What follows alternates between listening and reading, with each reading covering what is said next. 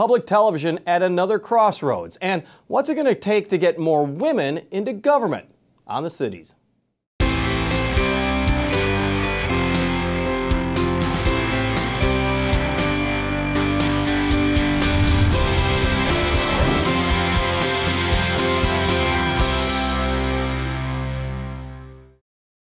We're at Western Illinois University's Quad City campus to talk about transitions. Congress is being praised for better representing the country, more women and minorities in office right now. Can more be done, though, in Iowa and Illinois? Well, we'll talk about that transition in just a moment. But first, don't touch that dial. Public television is in a transition as well, and it has more to do than just the threatened funding that we see each and every year. The city's got a rare opportunity to talk with the president and chief executive officer of PBS. We sat down with Paula Kerger. So tell me about PBS right now, because most people, I'm sure every interview you have, oh my gosh, funding, the end is nigh, and all of these things. What is the health of PBS at this moment? Our stations around the country actually are, I think, doing quite well and providing a great service to the people in their communities. I think people don't understand exactly how we're funded or structured. So public television in this country is different. It's not a network. All of our stations are independent. They're locally owned, locally operated, locally governed. And the government contribution in aggregate is about 15%. And that goes directly to our stations, not to PBS. And so it's an important piece. And in some stations, that percentage of their funding is larger than others.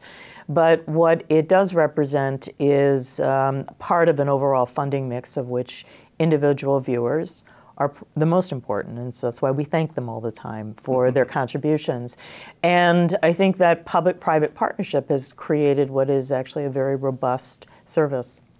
The public part is the one that always gets the most attention, of course. It does. And in so many different ways, the arts, including public television and public broadcasting, all seems to become a pawn in so many different political battles and budget battles.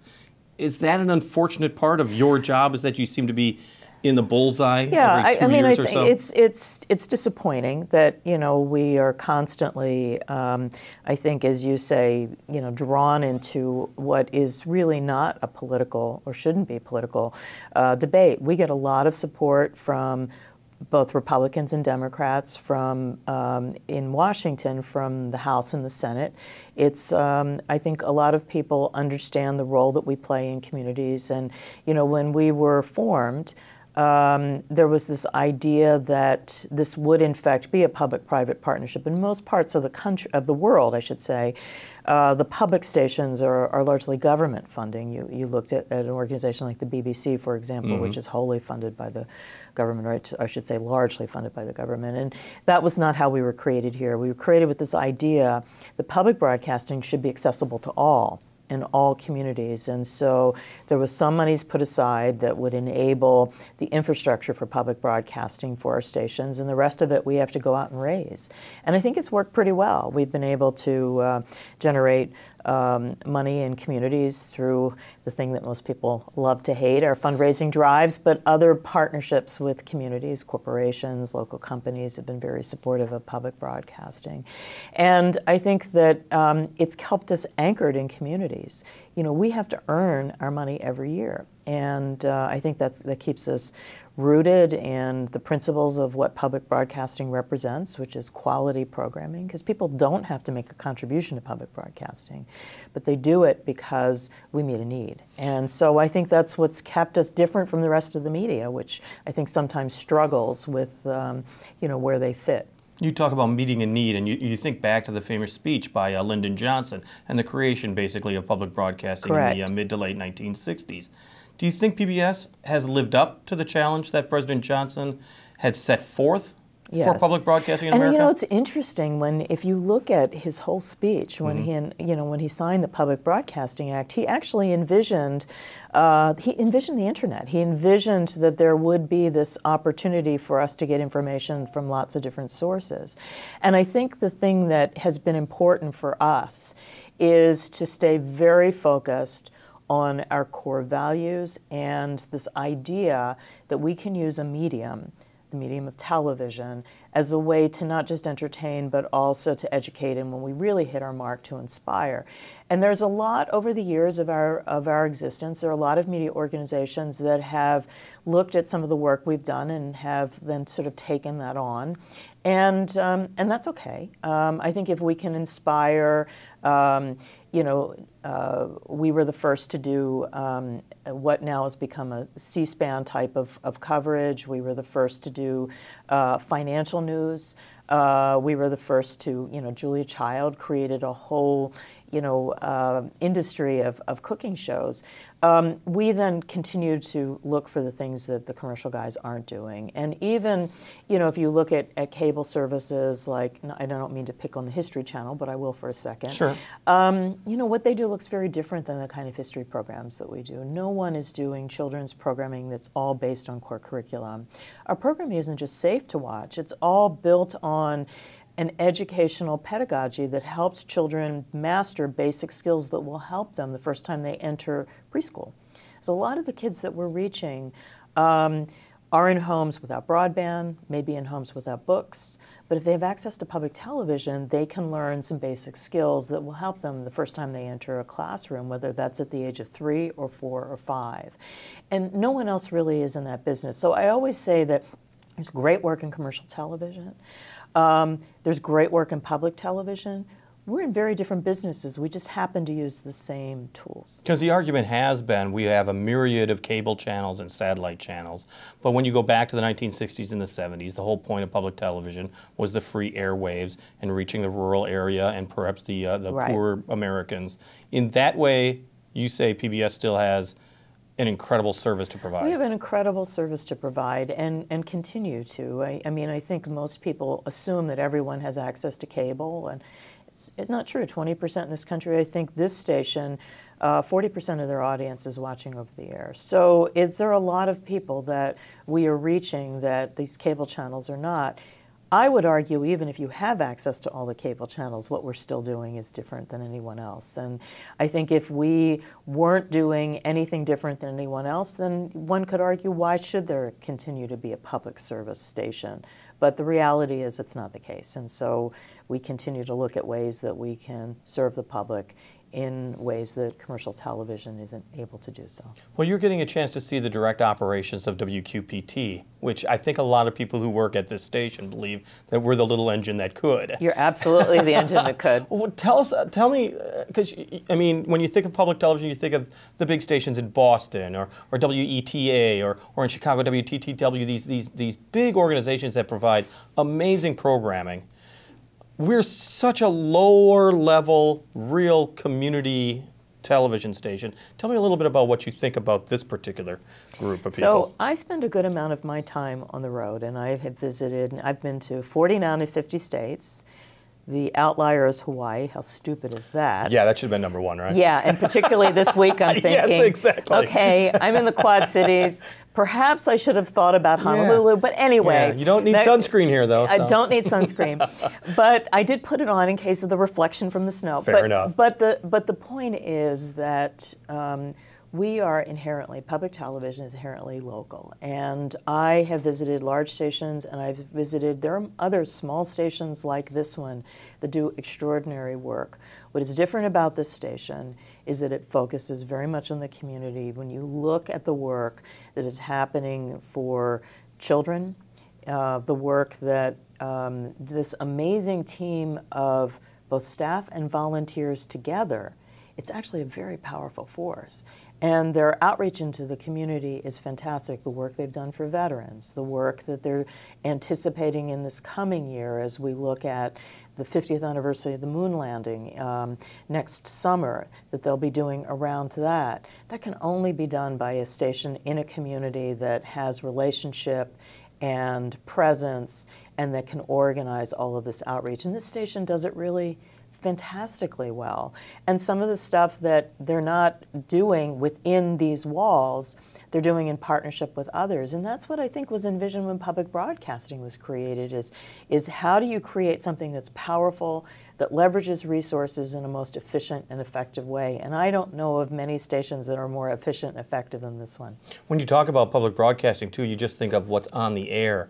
But PBS really does, as you mentioned, as far as teaching children, it's part of something bigger. Correct. Getting out into the community, providing books, providing educational services. That outreach is so important to PBS, isn't it? And that can only be done by local stations. And so, you know, we produce content for classrooms through something called Learning Media, which is a broadband pipe into classrooms. If you think about the great work of Ken Burns, if you think about some of the work that we do in our children's daytime schedule, if you think about series like Nova that has great importance in the classroom, we've organized all that content, not the full documentaries, but pieces of it, all tied into the curriculum that the teachers are using. And we give those assets to teachers.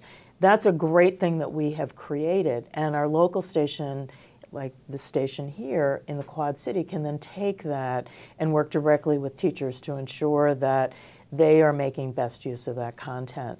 Education outreach here into early childhood classrooms, teaching coding, even at the youngest age, through a project we run called Scratch Junior. That's all done by the station. So, I mean, it's really, it's fantastic to see. I mean, the little engine that could is kind of an understatement. It's just this juggernaut, and exists here in the community because people in the community care enough about it to support the station. Tell me about the future of PBS then. I mean, is this an exciting time because the expanding possibilities as far as outreach, the fact that you can do it on the internet or on somebody's phone, so many different ways to reach people? Yeah, so it's not a time for the faint of heart because everything is just shifting as we're watching it. And as I said a few minutes ago, so many people are watching television over the air, the way that people have watched television now for decades. But there's also a lot of people that are getting content streamed through their computer or through their smartphone, looking at all of these different distribution mechanisms like, you know, Netflix and Amazon and so forth. There's just a wash of content. But I think this is the golden age. This is really the golden age of media. And so for public media, for us to be creating these great series and to have the opportunity to put them in all these places where people can watch them on their schedule, I think is hugely powerful.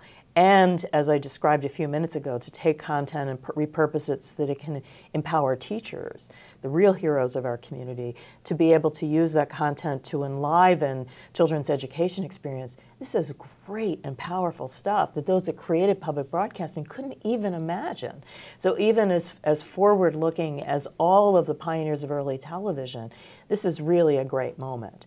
And so for public media to think about how to use all of this possibility to improve the lives of people in community, I can't think of better work. Paula Kerger, the President and Chief Executive Officer of PBS. We're going to talk about getting more women to run for office in just a moment. But first, let's go out and about with Laura Adams. This is Out and About for February 11th through 17th. Join the Bettendorf Public Library on February 11th for a talk by Navy Captain Dale Hendricks on my experiences as a U.S. naval aviator. The second-floor Lewis Gallery at the Figge Art Museum hosts Art Nouveau Amphora. Art Nouveau, or the new art, emerged in the late 19th century and is recognized for the use of curvilinear forms inspired by nature and a focus on aesthetic beauty. Moeller Nights Festival, formerly known as Gas Fest, is coming to the new Rust Belt Performance Space in East Moline, February 14th through 16th. The musical, A Gentleman's Guide to Love and Murder, takes the stage at the Spotlight Theater February 14th through the 24th. The Bucktown Review Kind of Valentine's Day show is coming February 15th to the Nicewater Theater with special guest Miss Iowa Michaela Hughes Shaw. It's a little music, a little comedy, and a whole lot of fun. The high-energy, all-singing, all-dancing Disney musical Newsies continues at Circa 21 Dinner Playhouse in Rock Island. Davenport's Central and West High Schools present the Great River Show Choir Invitational at the Adler Theater February 15th and 16th. And the Muscatine Symphony Orchestra and Geneva Golf and Country Club present a delicious combination, Romance is in the Air, a dinner and concert on February 16th beginning at 5 p.m. For more information, visit wqpt.org.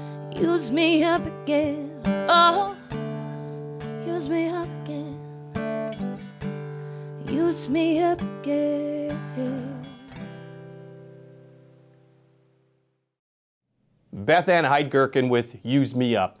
A group of women in Iowa had a bold plan called 50-50 by 2020. It's a rallying cry to get the state legislature to have 50% representation of women by next year. Well, though that goal won't be met, the number of women in leadership positions is growing quickly, and now Illinois wants to see the same. That's why Western Illinois University is now at the center of a similar campaign to strengthen women's voices in politics in Illinois. And we sat down with Debbie Keppel-Mamros, who's the director of Ready to Run Illinois.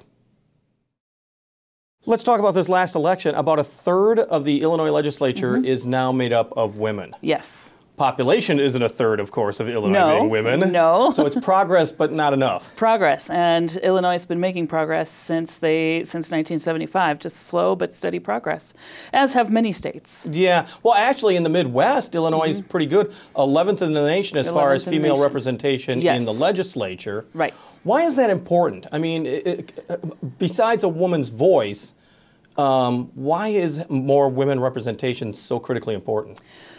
Certainly the representation matters, no matter what group you affiliate with, but certainly a woman's voice brings issues to the table that a male-dominated assembly may not. And the other thing, study after study has shown that women who are elected to office tend to be quicker to work across party lines.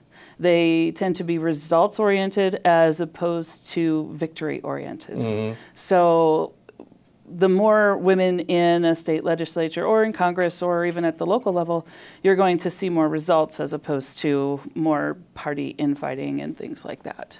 We're seeing it very much nationwide, nationally. I mean, the new Congress is being lauded for being more better representation of minorities and women. Right. So is it that it's not that big of a barrier to knock down? In other words, having a woman run for office used to be, oh my gosh, that's the first sheriff, that's a woman, or that's the first district attorney, that's a woman. Yeah. Those barriers really aren't there anymore. Now you just need the numbers.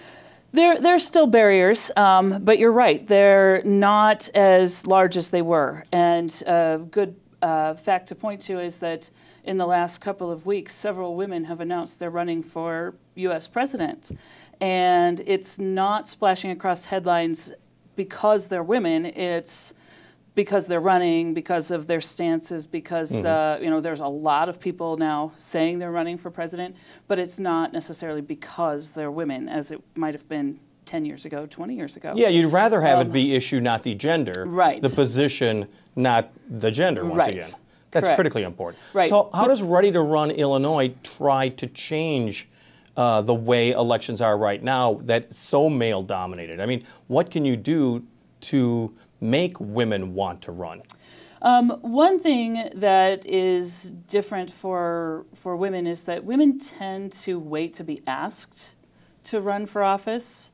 They run after they've been invited or encouraged by a friend or maybe somebody who's already well-connected in politics. So Ready to Run has that position that if a woman just signs up and comes to the training to find out what it's about, we can offer the training and reassure her that, yeah, you are prepared to run. I've heard time and again that a lot of women wait till they feel like they're 80% prepared to run for office, whereas men wait till they're 50% prepared to launch a campaign and run for office. So Ready to Run also offers those things that help a woman feel like she's more prepared to run for office. Really need to underline this as well. You don't care what party. No. Ready to Run Illinois is a nonpartisan training program that trains women to not just run for elected office, but to position themselves for appointed office and to work on campaigns. It sounds like a great deal of it is just changing a woman's mindset to be a candidate. You're kind of saying you got to be 80% sure. And it's kind of this can I do it, can I do it? And you're pretty much saying, oh, for gosh sakes, yes, you can. Yeah, some of it is that it's changing people's minds or encouraging them, whereas they may not have run prior to being encouraged. But it's also reaching out into the local level where maybe the political parties aren't reaching. Maybe there are women out there who are not affiliated with a political party yet. Maybe they tend to lean one way or the other, and that's fine, but the political parties don't know that they are willing, able, and ready to run. Now, your big workshop is coming up at the end of May. Yes. We're talking about this now because there's plenty of time for people to think about it and perhaps sign up. What do you want somebody who's like, let's say 79%, not quite 80% there. What do you want a woman to be thinking about right now if they're considering a run? Actually, we want all women to think about coming to the training. We are going to offer sessions for women who are not yet ready to run, but are thinking maybe in 10 years or 20 years they might be ready to run. We're going to offer sessions for younger women, even in high school. We have sessions that will help girls and college-age women prepare to run for student government, because that's a good first step. So that's one of the key things, is that this training is for every woman of every age, no matter whether they're ready to run right now or not. So. And what would you hope that a woman gets from it after they leave your workshop? A sense of empowerment or a sense of, yes, I can do this? One of the keys is the networking opportunities, because it is a regional training. So we will invite women from everywhere, but the bulk of our women are going to come from the Western Illinois area or Eastern Iowa. And a lot of times these women are going to serve as each other's support system as they move forward into a campaign. So the networking opportunities are there, but also we are bringing in at least 3 professional political trainers. One of them will be doing a session on Fundraising 101. And it's one of the things that's, whether you're a man or a woman, it's hard to ask your friends for money. Right. So, but this training is interactive, so the women will be getting that training. Another of our trainers will be training on political messaging for women. So how to best position your speeches and so on.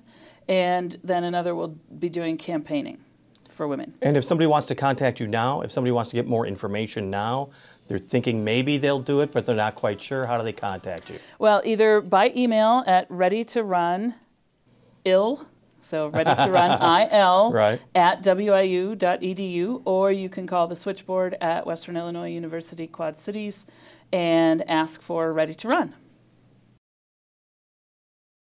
Debbie Keppel-Mamros, the director of Ready to Run Illinois. WQPT is doing its part to support the military men and the women who are serving our nation. We call it Embracing the Military, and WQPT wants you to help support the military men returning home from active service. Coming back to civilian life brings new challenges and opportunities. The Veterans Coming Home program helps connect veterans to resources and services that can be helpful in a service member's transition. Just go to WQPT.org, click on Embracing Our Military to learn more. On the air, on the radio, on the web, and on your mobile device. Thanks for taking time to join us as we talk about the issues on the cities.